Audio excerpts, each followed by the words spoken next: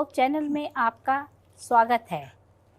13 episode में हम लोग चल रहे हैं और अभी हमने 12 एपिसोड कंप्लीट कर लिए हैं संबंधों के भंडारीपन के विषय में, जो हम लोग सीख रहे हैं, जो बहुत ही पावरफुल और बहुत ही अच्छे मैसेज हैं और हमारे लिए शिक्षा है। आप लोग सब इसको ज़रूर देखिए और सब्सक्राइब करिए इसको और शेयर करिए इसको। अभी हम इसको शुरू करने से पहले मैं रिक्वेस्ट करूंगी सर से, पास्टर बरकत मसीह जी, आप प्रार्थना करें जिससे हम इसको आगे लेके चलें। आइए हम प्रार्थना करें। पिता, आपको धन्यवाद देना चाहते हैं, आपके वचन के अध्ययन करने का सौभाग्य मिला है। वचन को खोलने से पहले हम अपने आप को आपके हाथों में सौंपते हैं। प्रार्थना करते हैं कि आपके आत्मा को भेजकर हमें सिखाएं, ताकि आपके वचन को हम समझा सके और इस प्रोग्राम को देखने और सुनने वालों पर अनुग्रह हो, ताकि सब वफादार सच्चे भंडारी बने, आपकी आशीषें पाएं और आपके राज्य के लिए तैयार हो सके। हमारी प्रार्थना को सुना, स्वीकार किया, इसके लिए धन्यवाद। यीशु मसीह के नाम से मांगते हैं, आमीन आमीन। Thank you sir. मेरा सवाल जा रहा है मैम के पास। एक भंडारी विश्वासी का नमूना पेश करें। आपका बहुत अच्छा सवाल है और ये हम इसके लिए जाएंगे यूहन्ना के 10वें अध्याय में, और इसमें हम देखेंगे कि 27वीं आयत में हम देखते हैं कि यहाँ पे हमें क्या बता रहा है यूहन्ना। आपने कहा विश्वासी का नमूना पेश करें, और यहाँ पे जो नमूना हमारे लिए है, मेरी भेड़ें मेरा शब्द सुनती हैं, मैं उन्हें जानता हूँ और मेरे पीछे चलती हैं। ओके, ये कह रहा है मेरी भेड़ें मुझे पहचानती हैं और वे मेरे पीछे पीछे चलती हैं, और मैं उन्हें अनंत जीवन देता हूँ, वे कभी नष्ट ना होंगी, कोई उन्हें मेरे हाथ से ना छीनेगा। ओके, मेरा पिता जिसने उन्हें मुझको दिया है सबसे बड़ा है, कोई उन्हें पिता के हाथ से छीन नहीं सकता। अब यहाँ पे भेड़ों का अगर देखा जाए तो भेड़ों को हम जाहिर करते हैं कलीसिया मेंबर्स। ओके, हर कलीसिया के मेंबर जो है अपने पास्टर को जानते हैं, अपने चरवाहे को जानते हैं, और कहता है वो भेड़ें जब जाती हैं और चरवाहा जवाब आवाज़ लगाता है, उसके पीछे पीछे जाएंगे। यही भेड़ें जो हैं, जो मसीह में बने हुए हैं कलीसिया के मेंबर, वो कभी भी मसीही रास्ते से नहीं भटकेंगे, वो हमेशा कलीसिया के साथ रहेंगे। इसलिए कह रहा मेरी भेड़ें, यीशु मसीह कह रहा है मेरी भेड़ें कौन है? कलीसिया। ओके, और वो किसका शब्द सुन रही है?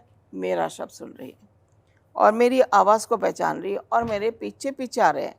तो कलीसिया में जब देखते हैं कि पास्टर जो है एक शेपर्ड का काम करता है, चरवाहे का काम करता है, और वो चरवाहा ऐसा है जो मसीह के रास्ते पे उन भेड़ों को, उन कलीसिया के मेंबर को लेके जाता है, उसका ये दायित्व भी बनता है जो भेड़ें भटक गई हैं, जो मेंबर्स कलीसिया को छोड़ के चले गए हैं, उसका ये दायित्व है कि वो उनके घर जाके उनको विज़िट करके, उनके लिए प्रार्थना करके, और उनको किसी न किसी तरीके से वापस अपने गले में लाए।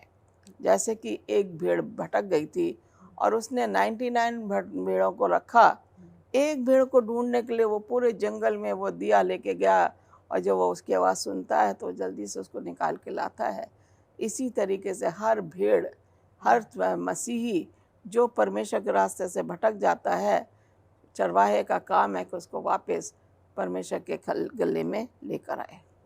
थैंक यू मैम, आपने बहुत सुंदर तरीके से हमें इसका आंसर दिया है, धन्यवाद। सर, आपके पास एक सवाल आता है मेरा। एक भंडारी विश्वासी वचन के प्रति कैसा लालसा रखता है? जी, एक विश्वासी वचन के प्रति, शिक्षा के प्रति किस तरह की लालसा रखता है, जानने के लिए हम चलेंगे प्रेरितों काम 16 अध्याय और 14 और 15 वचन पढ़ूंगा। लुदिया नामक थुआतीरा नगर की बैंजनी कपड़े बेचने वाली एक भक्त स्त्री सुन रही थी। प्रभु ने उसका मन खोला और वो पौलुस की बातों पर चित्त लगाए। जब उसने अपने घराने समेत बपतिस्मा लिया तो उसने हमसे विनती की, यदि तुम मुझे प्रभु की विश्वासनी समझते हो तो चलकर मेरे घर में रहो, और वो हमें मना कर ले गई। यहाँ पर लुदिया का चरित्र प्रकट किया गया। ये एक व्यापारी महिला थी और जब इसने परमेश्वर का वचन सुना तो अपने पूरे परिवार के साथ इसने वचन को ग्रहण किया और वहीं बपतिस्मा लिया। ये खुले स्थान में कलीसिया लगी हुई थी जहाँ पर पौलुस गए थे प्रचार करने के लिए, और फिर उसने क्या किया, वहीं पर विदाई नहीं ले ली कि भाई ठीक है अब आप अपने घर चले जाओ। वो प्रभु के दासों को मना कर, उन्हें विवश करके, उनका सम्मान करके, और उन्हें वो बड़े प्यार और सम्मान के साथ अपने घर लेकर गई, क्योंकि उसके अंदर क्या है, परमेश्वर के वचन के लिए एक भूख और प्यास है। वो अधिक से अधिक सुनना चाहती है। अगर आप मरियम और मार्था की बात करें, जब खुदावंद यीशु मसीह उनके घर में आए तो मरियम वो चरित्र है जो प्रभु के चरणों में बैठकर एक एक वचन को पूरे ध्यान से सुन रही है। और वैसे ही यहाँ पर लुदिया का चरित्र है कि जो सच्चा विश्वासी होता है वो वचन की बहुत भूख और प्यास रखता है और कभी भी वचन सुनने से वो इनकार नहीं करता और वचन सुनने में किसी प्रकार की लापरवाही वो नहीं करता है। ये अपने आप में एक बहुत बड़ी बात है और ये विश्वासी लोगों के अंदर होना चाहिए। इस समय धीरे धीरे क्या है कि हालात बदलते नज़र आ रहे हैं। आज लोगों को आत्मिक भोजन नहीं, शारीरिक भोजन के नाम से बुलाना पड़ता है, और वो वहाँ पर जब आते हैं तो ये पूछते भाई आज खाने में क्या बनना है। उसे इस बात की चिंता नहीं बताते कि आज हमें क्या वचन सुना है, हमने वचन की भूख नहीं है, खाने की भूख है और तमाम चीज़ों की भूख है।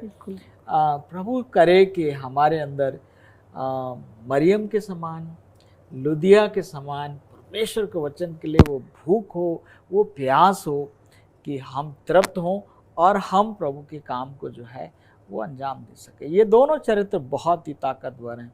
तो आपके सवाल के लिए शुक्रिया। मैंने कोशिश की कि आपको अच्छा जवाब दे सकूं। धन्यवाद, बहुत सुंदर आपने जवाब दिया, मैम ने भी बहुत सुंदर जवाब दिया। आप दोनों के जवाब लाजवाब थे, बेनतिहा अच्छे थे। तो मैं धन्यवाद करना चाहती हूँ दर्शकों के लिए भी कि अभी हम ब्रेक के लिए जा रहे हैं और ब्रेक के बाद बहुत जल्दी वापस आते हैं हिंदी होप चैनल पर। स्वागत है आपका हिंदी होप चैनल पर। संबंधों के भंडारीपन के विषय में हम सीख रहे हैं और ये 13 एपिसोड चल रहा है। 12 एपिसोड हमारे हो गए हैं कंप्लीट और बहुत अच्छा चल रहा है। और मेरा सवाल मैम के पास आ रहा है इस टाइम पे, एक आत्मिक भंडारी विश्वासी का कोई नमूना पेश करें। आपका सवाल बहुत अच्छा है। आप नमूना मांग रही हैं तो आज हम आपको एक और नमूना दे रहे हैं। यस। पास्टर बरकत ने भी आपको नमूना दिए हैं 2, और मैंने कहा मैं भी एक नमूना दे देती हूँ आपको। और यहाँ पे हम जाएंगे लूका की पुस्तक, उसके दूसरे अध्याय में जाएंगे। एक और महिला का यहाँ पे जिक्र है 37वें आयत में, और वो इस तरीके से लिखा हुआ है कि मैं थोड़ा सा ऊपर से पढ़ूंगी इसको। Yes yes. आशेर के गोत्र में एक हन्ना नामक फलुएल की बेटी एक भविष्यवक्तन थी। वह बहुत बूढ़ी थी और विवाह होने के बाद 7 वर्ष पहले अपने पति के साथ रही थी। सिर्फ 7 साल रही अपने पति के साथ, और वह 84 वर्ष से विधवा थी और मंदिर को नहीं छोड़ती थी, पर वो उपवास और प्रार्थना कर करके रात दिन उपासना किया करती थी। एक औरत, उन दिनों में शादी बहुत यंग हो जाती थी और 7 साल अपने पति के साथ रही, बचपन में ही रही होगी, और उसका आदमी मर जाता है और वो मंदिर में रहना शुरू कर देती है। वहाँ पे क्या करती थी, फास्ट रखेगी और प्रार्थना, उपवास करेगी, प्रार्थना, वहाँ पे मीटिंग होगी, लोग का प्रचार सुनेगी और फिर वहीं पे रहती थी। उसने 84 वर्ष तक वहाँ पे रही, बहुत विधवा थी। लेकिन इसको जो है ये एक ऐसा अच्छा सबक मिलता है या देख पाती है, क्योंकि ये धन्य औरत थी, धन्य औरत थी, और ये जो है यीशु मसीह को देख पाई। 38वें आयत में कह रहा है, वह उस घड़ी वहाँ आके प्रभु का धन्यवाद करने लगी और उन हाथों से, उन सबों से जो यरूशलेम के छुटकारे की बाट जोते थे, उस बालक के विषय में बात करने लगी। यहाँ पे हम देख रहे हैं कि ये महिला शायद इसीलिए ज़िंदा थी कि 84 वर्ष की होके वो यीशु मसीह को देख सके, एक बेबी के तौर पे जो कि पैदा हुआ था हमारे पापों के लिए क्रूस पे चढ़ाया जाए। तो जब हम देखते हैं कितनी धन्य औरत है कि वो यीशु मसीह को देख पाई, चाहे एक छोटे बेबी के तौर पे। क्यों? क्योंकि वो प्रार्थना में लगी रहती थी। और ज़्यादातर मैंने अक्सर देखा है कलीसियाओं में आप जाएंगे तो महिलाओं की तादाद ज़्यादा था। महिलाएं जो है प्रार्थना में ज़्यादा विश्वास करती हैं, महिलाएं उपवास ज़्यादा रखती हैं, महिलाएं अपने परिवार के लिए भी उपवास रखती हैं। ये वो महिला थी, इसका कोई नहीं था, अकेली थी। ये प्रार्थना और उपवास किसके लिए कर रही थी? अपने लिए, अपने आप को सिद्ध करना मांग रही थी। इसलिए प्रार्थना और उपवास वो करती थी और उसको वो मौका मिला जो किसी और को नहीं मिला। यीशु मसीह को उसने देखा। तो ये है एक धन्य औरत।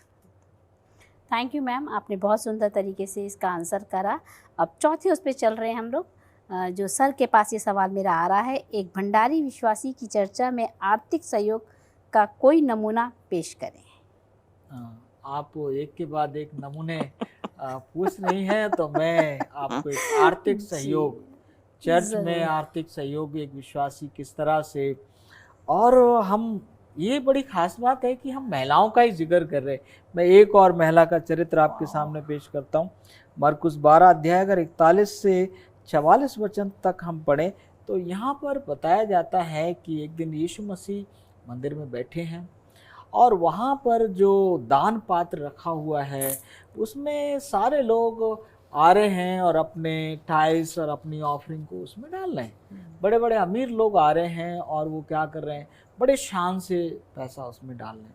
चेले बड़ा आश्चर्यचकित हो रहे, अरे वाह कितना कितना पैसा है। ऐसे में एक गरीब कंगाल विधवा आती है और 2 दमड़ियाँ चुपके से उसमें डालती है और यीशु मसीह तुरंत ही चेलों से कहते हैं, सुनो सुनो सुनो सुनो, देखो ये महिला है जिसने सबसे अधिक दिया। यहाँ पर इस महिला को मैं ही नहीं, मेरा प्रभु कह रहा है, ये महिला है जो सबसे अधिक चर्च के काम में योगदान करने वाली है। मैडम, किसी के जो चर्च में आर्थिक योगदान है ना, इसका अमीरी गरीबी से, पैसे से लेना देना नहीं है, ये तो दिल से लेना है। जिसके दिल में होता है ना, वो अपने घर से 2 दमड़ियाँ निकाल के ले आता है, और जिसके दिल में नहीं हो ना, तो उसके घर में 2 लाख भी रखा होगा तो बोलेगा नहीं नहीं साहब हमारे पास नहीं है। ये महिला अपना सब कुछ इसलिए दे देती है क्योंकि ये प्रभु के ऊपर अटूट विश्वास और भरोसा रखती है। इसके जीवन में प्रभु और उसका काम जो है वो पहले स्थान पर है।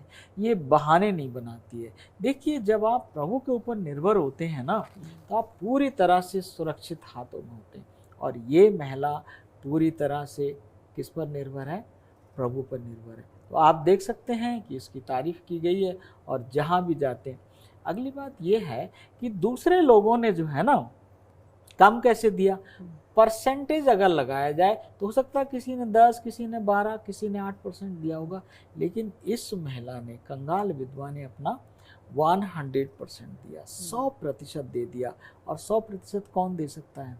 जिसका विश्वास जीवित है, अटूट है, वही होगा जो कि अपना 100% परमेश्वर के काम के लिए दे देगा। तो सवाल के लिए शुक्रिया, यही मेरा जवाब है।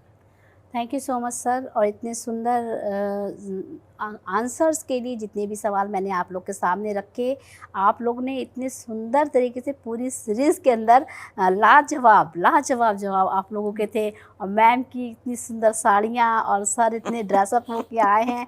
यकीनन प्रभु के लोग बहुत ही ज़्यादा कह सकते हैं, एक जैसे मैम ने पढ़ा था कि उनके चेहरे पे नूर आता है, उनके चेहरे पे रोशनी आती हैगी, और जो प्रभु के लोग होते हैं वो बहुत ही खूबसूरत दिखाई देते हैं। तो आइए हम लोग इस टाइम प्रभु का धन्यवाद करेंगे, उसके नाम को ऊंचा करेंगे।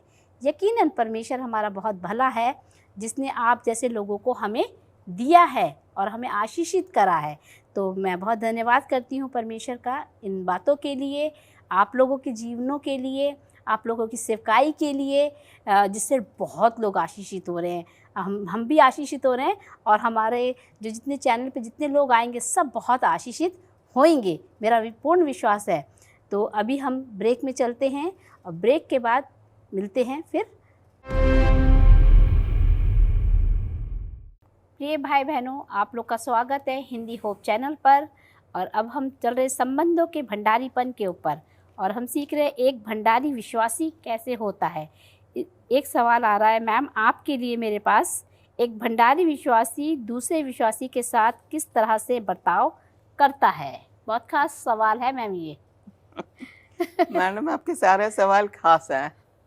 और ये जो है कहते एक भंडारी विश्वासी दूसरे विश्वासियों के साथ किस तरह से बर्ताव करता है। हम फिर पौलुस की पत्री में जाएंगे, पहला थस्सलोनियन 5वां अध्याय और उसकी 11वीं आयत में हम जाएंगे। यहाँ पे इस तरीके से लिखा हुआ है, इस कारण एक दूसरे को शांति दो और एक दूसरे की उन्नति का कारण बनो, जैसा कि तुम करते भी हो। ओके, ये पौलुस जो बता रहा है कि एक दूसरे के विश्वासियों के साथ कैसा बर्ताव वो करता था। वो क्या करता था? उनको चिट्ठियां लिखता था पौलुस। जेल में भी था, यरूशलेम में जेल में भी था, वो काफ़ी समय जेल में रहा। वहाँ से उसने ज़्यादातर पत्रियाँ लिखी हैं अपनी, और ये वहाँ से जो है ये कलीसियाओं के नाम पे पत्रियाँ लिखता था, उनको सलाह देता था और उनको बताता था। और वो कभी भी उसने अपनी पत्रियों में ये नहीं लिखा कि मैं उदास हूँ, ये नहीं लिखा कि मैं जेल में हूँ और मैं परेशान हूँ। और जेल में भी उसके साथ लोग आते थे, एक दो जो उसकी सेवा करते थे वहाँ पे। तो यहाँ पे कह रहा है इस कारण एक दूसरे को शांति दो। जेल में रहते हुए इंसान दूसरे को शांति कैसे दे सकता है? पौलुस ने दी और उसने बताया कि ये नमूना है जो कि तुम्हें एक दूसरे को शांति देनी है। कोरिन्थ के चर्च में, थिस्सलुनीका के चर्च में, एथेंस के चर्च में, जहाँ भी गया वहाँ पे इसने कलीसियाएं स्थापित करी। एक दूसरे की उन्नति का कारण बनो। हम देखते हैं कि जब ये प्रिस्किला एक्विला के साथ जब था तो टेंट बनाता था और टेंट उनके साथ बना के बेचता था, उससे वो अपना खर्चा निकालता था, प्लस कलीसिया को भी सपोर्ट करता था। उसने कभी कलीसिया से पैसा नहीं लिया, मगर गरीबों की हेल्प करी है टेंट बना के, और फिर प्रचार भी करता था। ये इसका जो पौलुस जो है देखा जाए तो बहुत मेहनती था। एक तरफ रात को अगर टेंट बना रहा है तो दिन में प्रचार कर रहा है, और जो टेंट से पैसा मिलता था वो गरीबों को भी मदद करता था। तो इनको शांति देता था, इसका काम था। जो इसने शाऊल बन के लोगों को सताया, पौलुस बन के उसने उनको शांति दी। और यही चीज़ यहाँ पे कह रहा है, एक दूसरे को शांति दो। मसीही लोगों का यही उद्देश्य है कि हम एक दूसरे को शांति दें। अगर हम एक दूसरे को शांति नहीं दे सकते तो हम मसीही कहलाने लोग लायक है ही नहीं। परमेश्वर यही चाहता है, कहता my peace be with you, मेरा शांति तुम्हारे साथ रहे। यीशु मसीह ने कहा मेरी शांति तुम्हारे साथ रहे। इसी तरीके से पौलुस बता रहा है, एक दूसरे को शांति दो और दूसरे का उन्नति का कारण बनो। दूसरा अगर प्रोग्रेस कर रहा है उसको आप उत्साहित करो। ये पौलुस ने कलीसिया को बताया। थैंक यू मैम, बहुत अच्छा जवाब आपने दिया है और मेरा दुआ है आपके लिए, खुदा आपको बहुत आशीष दे। सर के पास मेरा सवाल जाता है, एक विश्वासी भंडारी को अपने सभी कार्य किस सोच के साथ करता है? अच्छा सवाल है। इसके जवाब के लिए पहला कुरिन्थियों 10:31 में चलेंगे। इसलिए तुम चाहे खाओ चाहे पियो, जो कुछ करो सब कुछ परमेश्वर की महिमा के लिए करो। वचन कहता है कि एक विश्वासी जो कुछ करता है वो परमेश्वर की महिमा के लिए करता है। उसके कपड़े भी ऐसे पहनता है कि प्रभु का नाम महिमा पाए। उसका खान पान ऐसा होता है कि प्रभु का नाम महिमा पाए, उसका जो काम करने का तरीका होता है इस तरह से होता है कि प्रभु का नाम महिमा पाए। जैसे मैडम ने जिक्र भी किया कि कई बार एक विश्वासी दुकान पे होता है, बाजार में होता है, और लोग उसको पहचान लेते कि क्या तुम क्रिश्चियन हो। उसकी बातचीत, उसके चारों ओर एक परमेश्वर की उपस्थिति होती है, उसके जीवन में विनम्रता, पवित्रता और एक सफाई नजर आती है, क्योंकि वो जो कुछ कर रहा है वो अपने प्रभु की महिमा के लिए कर रहा है। और वो एक ऐसा इंसान होता है जो यूहन्ना बपतिस्मा दाता के साथ कहता अवश्य है कि वो बढ़े और मैं घटूं। वो अपनी बड़ाई नहीं करता है, डींगे नहीं मारता है, लंबी चौड़ी नहीं चलता है, अपने स्वार्थ के बारे में नहीं सोचता है। वो हमेशा कोशिश करता है कि अगर मेरा भला हो रहा है तो दूसरे का भी भला हो सके। वो कभी भी दूसरे को गिराकर उठना नहीं चाहता है। वो कहता है मैं अगर उठ रहा हूं तो दूसरे भी उठें, मेरी भलाई हो रही तो दूसरों की भलाई हो। और पौलुस इस बात को फिलिपियों की पत्री में कहते हैं कि हम केवल अपने हित की नहीं परंतु दूसरों की हित की भी चिंता करें। तो समझने वाली बात ये कि हम खान पान, बातचीत, हर एक बात परमेश्वर की महिमा के लिए कर सकते हैं। थैंक यू सवाल के लिए। थैंक यू सर, आपके लिए बहुत सुंदर तरीके से आपने आंसर करा, मैम ने बहुत सुंदर तरीके से आंसर करा। और मैं अपने दर्शकों के लिए बताना चाहती हूँ, ये 13 एपिसोड की सीरीज़ हमारी जो है ये बहुत ही पावरफुल है। मैं आपसे रिक्वेस्ट करूँगी इसको सब्सक्राइब करिए, लाइक करिए, शेयर करिए और दूसरे भी इससे आशीषित हो सके। हिंदी होप चैनल के ऊपर बहुत सी आशीषों की बातें आ रही हैं मेरे और आपके लिए। तो मैं आपसे रिक्वेस्ट करूँगी सबसे कि सब लोग इसको करें। और इससे पहले कि हम इस सीरीज़ को समाप्त करें तो मैं रिक्वेस्ट करूँगी मैम से कि प्रार्थना में हमें इस सीरीज़ के लिए प्रार्थना करें और होप चैनल के लिए प्रार्थना करें। हे हमारे स्वर्गीय महान परमेश्वर पिता, फिर से हम तेरे पास आते हैं। तूने हमारी अगुवाई की है कि हमने एक सीरीज़ पूरी ख़त्म की है भंडारीपन के ऊपर, और हम चाहते हैं कि ये जो हमारे होप चैनल के जो लोग हैं, जो उन्होंने हमारी सहायता करी है, टेक्नीशियंस और कैमरामैन और जितने भी लोग हैं, इन सब को हम तेरे हाथ में सौंपते हैं, ताकि ये जो भी रिकॉर्डिंग करवाते हैं, यूट्यूब में डालते हैं, लोग इसको सब्सक्राइब करें और इसको सुने और दूसरे लोगों तक साझा करने वाले बने, ताकि ज़्यादा से ज़्यादा लोग जहाँ आशीषित हों। जो लोग तेरे इस काम में लगे हुए हैं रिकॉर्डिंग करने के लिए, प्रचार करने के लिए रिकॉर्डिंग के थ्रू, उनके लिए भी हम प्रार्थना करते हैं। उनकी तू सहायता कर, ताकि वो लोग ज़्यादा से ज़्यादा अपने प्रचार, अपना सुसमाचार यूट्यूब के द्वारा होप चैनल में रिकॉर्ड करके लोगों तक पहुंचाएं, ताकि तेरा आना जल्दी और हम सब के सब तेरे साथ हमेशा के लिए आसमानी मुकाम में जा सकें। यही हमारी आशा है, यही हमारा विश्वास है। ये प्रार्थना हम अपने दर्शक गणों के लिए भी प्रार्थना करते हैं।